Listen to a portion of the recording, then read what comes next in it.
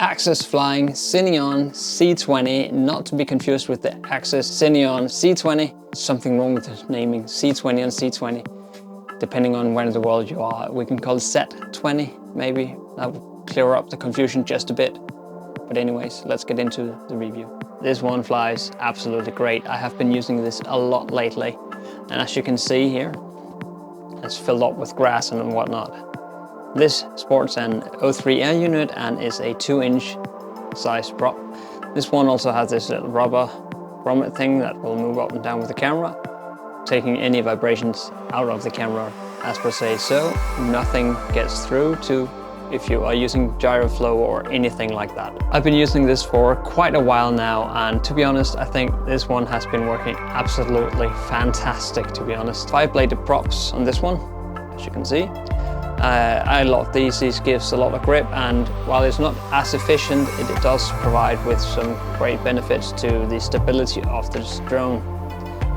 Now, of course, this drone is a Cinelog, therefore it's not meant to do acro, and it's not the best at that, but it can do some light acro in a pinch if you need some dives and stuff like that with a small quad like this.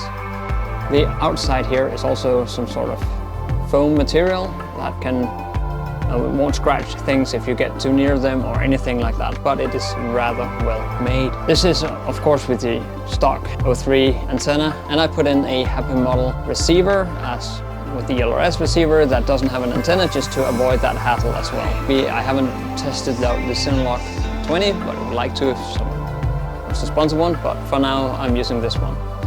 It is very stiff, no flex at all in any of the sides. It is not that big. Now, it doesn't say much from the scale. In me holding it, I have small hands, so. But as you can see, these are 2-inch props. Great access to the SD card. And while the USB just need to be lifted a bit if you want to plug in the USB, of course. But I don't do that. The USB on the flight controller. Now, this is a self-made C20. So, well, I don't think this is the placement for the USB in here, if you can see it. Is the best, but it is fine. I can get to it. It just takes a little bit more work. Well, unless I'm tuning, I'm not really plugging it into P.I.D flight to change a whole lot. And even then, I do most of my stuff on the TX16S that I am currently using. Let's talk noise. This is a noise profile that I got from my C20. And while there is a bit of spike here, it's all well handled by the filters, and it is a Cinelog, so there will be a bit more noise than you are probably used to, or something like with the 5 or 3-inch freestyle quads where the noise is minimal. It is so that these quads, these ducts on the quad does produce some noise, and these are quite flexible, as you can see. And I have crushed this a number of times into different kind of things, and I have yet to break one of these prop guards. I have broken a few props, but nothing on the frame itself. I do have some extra prop guards just in case something happens, and I will be sure to let you know if something like that happens. I can't do a motor post to motor post, but I can tell you it's about that size. I have no idea how much that is. And I don't think it matters this much. If you are gonna need a Cinewhoop of this size and weight, well, it's pretty good. Now, the weight of this drone comes in at around 146 grams, and I am using these Tattu 650 batteries,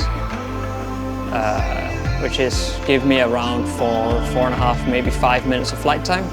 And this in total weight is at 214 grams, meaning I could actually probably mount a naked GoPro if I wanted to on top. But I've decided that the O3 is actually pretty capable for something this size, and it does keep the weight down, not having to mount an extra GoPro on top of this.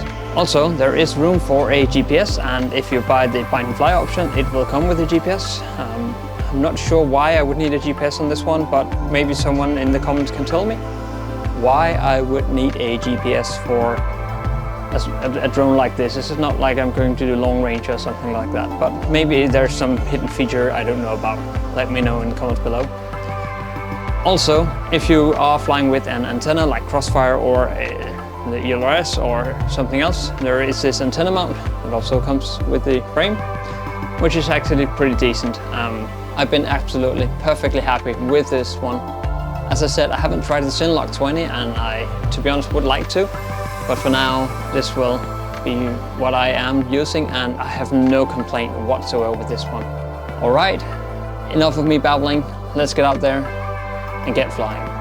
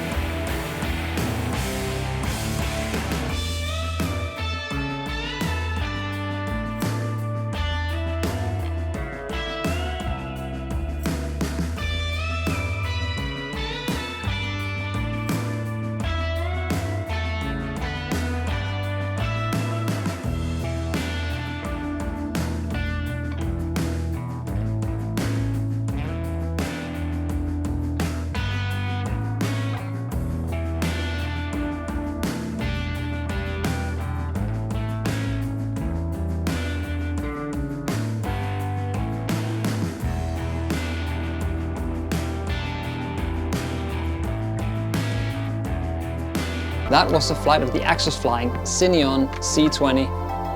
What do you think? Did it perform like you would expect, or is it worse or better? Well, let me know in the comments. Also, I would really happy if you would help me out by hitting that subscribe button and maybe watching a few more of my videos. Well, you've seen the flight of the Axis Flying CineOn C20 and I think it's really great. It has performed very well and I'm gonna use this a bunch more. And I'm very happy with this frame. I have nothing to complain about. It's been solid, it's been keeping up, and to be honest, it's been a breeze to tune. What is your preferred Cinewhoop? Are you thinking about getting one, or maybe are you thinking about something else? Let me know in the comments below, and let's get out there and get flying.